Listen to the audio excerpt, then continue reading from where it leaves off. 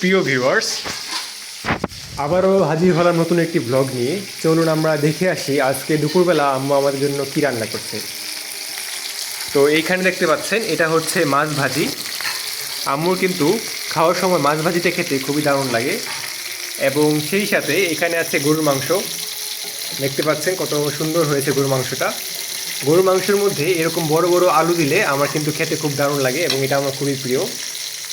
আজকে কিন্তু বাইরে বেশ ভালো রোদুজ্জ্বল একটা দিন এবং বাইরের আবহাওয়াটাও খুব সুন্দর।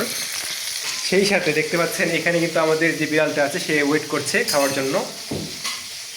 এবং গরুর মাংসের সাথে আমাদের এখানে আম্মু আরও আয়োজন করেছে, সেটা হচ্ছে মিষ্টি লাউ দিয়ে চিংড়ি মাছ, যেটা আমার খুব পছন্দের একটা তরকারি। আর এটা হচ্ছে করলা ভাজি। করলা ভাজি মেইনলি পুষ্টির জন্য খাওয়া হয়, এটা আম্মুরই বেশি পছন্দ, আমি তেমন একটা করলা ভাজি পছন্দ করি না। আর এগুলো ছিল আজকের আয়োজন। আর এখানে দেখতে পাচ্ছেন আম্মু জলপাইয়ের আচার বানাচ্ছে। আচারটা এখনও কমপ্লিট হয়নি। তো মোটামুটি এই ছিল আজকে দুপুরের আয়োজন। অবশ্যই কমেন্ট করে জানাবেন কেমন লাগলো আজকের ব্লগটি। তো আমরা এখন ইনশাল্লাহ খেতে বসবো। সকলে ভালো থাকবেন।